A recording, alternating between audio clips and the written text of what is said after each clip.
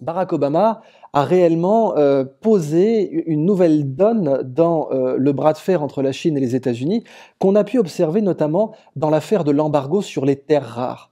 C'est une affaire extraordinairement intéressante en géopolitique, une étude de cas qui va pouvoir intéresser les entrepreneurs, les spécialistes du milieu associatif et les organisations non gouvernementales, ou toute personne finalement curieuse de la géopolitique, parce qu'elle montre ce que c'est qu'une négociation internationale en géopolitique, elle montre à quel point les enjeux économiques et industriels sont essentiels dans les rapports de force entre pays, et le cas des terres rares en 2010 est marquant à cet égard.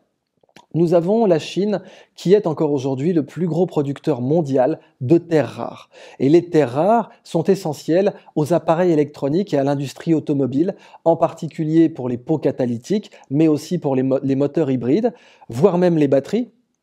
Les terres rares sont essentielles pour les satellites, pour l'optique, certains aspects militaires.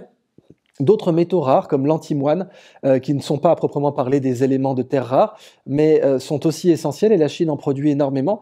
Et dans l'industrie électronique mondiale, il est nécessaire de pouvoir se garantir de bons approvisionnements dans ces matériaux.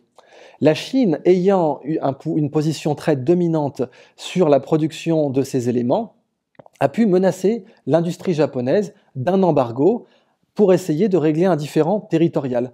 Il y a des îles en mer de Chine qui sont revendiquées par le Japon les appelle îles Senkaku, les Chinois les appellent les îles Diaoyu, et ces îles qui sont donc revendiquées par la Chine font l'objet de conflits territoriaux assez intenses entre le Japon et la Chine. Au début des années 2010, un tonnier chinois entre en collision volontaire avec des gardes-côtes japonais. Les Japonais interceptent en prétextant de leur souveraineté sur les îles Senkaku, procèdent à une arrestation de l'équipage de ce tonnier chinois, et les Chinois, diplomatiquement, demandent immédiatement la libération de l'équipage du tonnier. Les Japonais font mine de ne pas entendre, d'autant que, à l'époque, les Japonais n'avaient toujours pas reconnu le massacre de Nankin, qui est tout de même une des pires atrocités jamais commises dans l'histoire de la guerre, et en particulier dans la Deuxième Guerre mondiale. Les opérations des Japonais en Chine font vraiment pâlir les Einsatzgruppen et les escadrons de la mort des nazis pendant la Deuxième Guerre mondiale en Europe. Ce que les Japonais ont fait en Chine est très supérieur à ce qui a été fait en Europe en termes d'atrocités, en particulier les expériences médicales sur des civils à très grande échelle. Ce qu'a fait le professeur Mengele dans les camps de concentration allemands n'a été fait qu'à une petite échelle, même si c'était absolument abominable. Les Japonais l'ont fait à l'échelle d'une gigantesque clinique et ils ont procédé à des tests absolument inhumains, pour lesquels ils ne se sont pas excusés et pour lesquels l'opérateur principal est simplement mort dans son lit puisque les Américains lui ont garanti l'amnistie.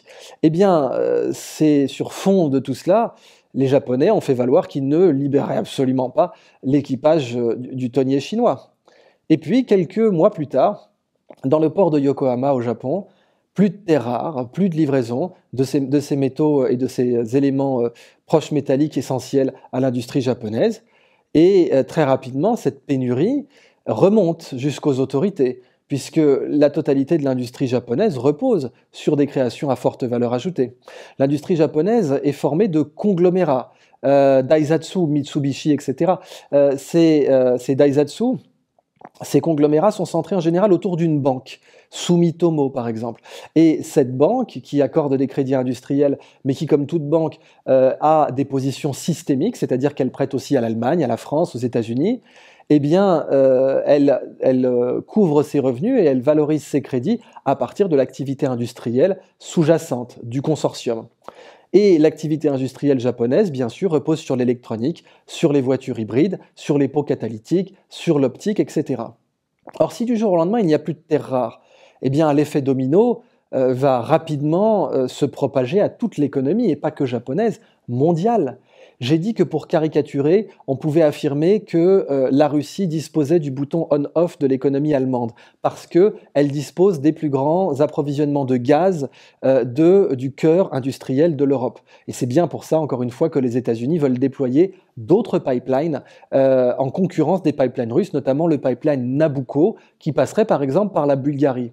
Mais pour les terres rares, il n'y a certes pas de pipeline. La Chine étant en position dominante, elle était en position d'éteindre l'économie japonaise de la même façon, en interdisant à des Toshiba, à des Toyota de produire des produits à forte valeur ajoutée sur lesquels ils réalisent l'essentiel de leur marge, eh bien, les conséquences se seraient répercutées jusqu'aux banques.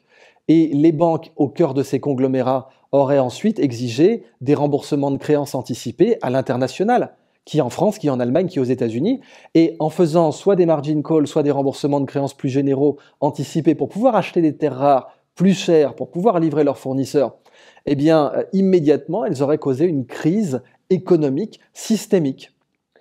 Dans cette position, la Chine avait la possibilité de provoquer une catastrophe économique majeure dans l'Occident, dans cette fameuse triade Japon, Europe, États-Unis, Amérique du Nord en général. Eh bien, Barack Obama a mené une négociation à la fois réservée au regard des relations internationales, dans le sens qu'il a parfaitement respecté cette nécessité culturelle chinoise de ne pas perdre la face. Les négociations ont été faites d'une façon assez élégante entre les États-Unis et la Chine. Mais la capacité de contrainte de Barack Obama et de l'administration américaine était évidente pour les Chinois. C'est-à-dire que Obama a contacté immédiatement les Chinois et leur a parlé d'autre chose que cette situation des terres rares. Il leur a parlé du détroit de Malacca, par lequel transite autour de 25% du pétrole chinois. Il leur a parlé du fait que cette artère vitale, cette jugulaire pétrolière chinoise, pouvait peut-être se trouver dans des situations d'instabilité, mais grâce à Dieu, ce n'était pas le cas, bien sûr. Et sur cette base de négociation qui était, comme disait Al Capone, on obtient beaucoup plus avec un mot doux et un revolver qu'avec un mot doux tout seul, eh bien, Barack Obama a fait preuve d'un style diplomatique très proche de Roosevelt. Theodore Roosevelt, pas Franklin Delano. Theodore Roosevelt disait tread softly and carry a big stick, you'll go far. Donc vous marchez doucement, sans prétention, mais portez un gros bâton avec vous et vous irez loin. Eh bien, marcher doucement et porter un gros bâton, c'est exactement le style de négociation qu'Obama a employé avec les Chinois à l'époque. Trump, bien sûr, qui est un héritier d'Andrew Jackson, ou en tout cas qui aimerait l'être, et qui se revendique du mouvement jacksonien, est beaucoup moins dans le marcher sans faire de bruit, mais le bâton est toujours là, c'est-à-dire que la capacité à renier à Huawei, le consortium des télécoms chinois, un accès aux semi-conducteurs américains est toujours bien manifesté par Trump.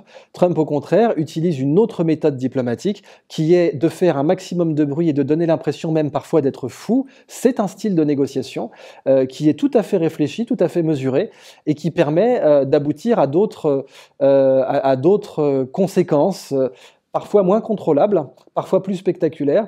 Mais ce style trumpien, par exemple, fait totalement abstraction de l'importance de garder la face pour les Chinois. Et on a d'un côté un Obama qui était diplômé d'Harvard, qui était tout à fait conscient des enjeux culturels dans les relations sino-américaines, un Donald Trump qui est moins conscient de ces subtilités culturelles, mais qui utilise des méthodes de négociation qu'on aurait tort d'infantiliser et de réduire à des caricatures trop faciles. Quoi qu'il en soit, dans ces enjeux, nous retrouvons des pressions commerciales mises par les uns et par les autres, mais aujourd'hui, la fenêtre d'opportunité stratégique et diplomatique des États-Unis est favorable, même si les États-Unis ont connu des crises, même si ils ont connu des situations extraordinairement difficiles et qu'ils sont dépensé énormément d'argent et qu'ils sont surendettés par les nombreuses guerres qu'ils mènent, eh bien ils sont dans une position de placer beaucoup plus de contraintes sur la Chine que la Chine n'est en position de contraindre les États-Unis.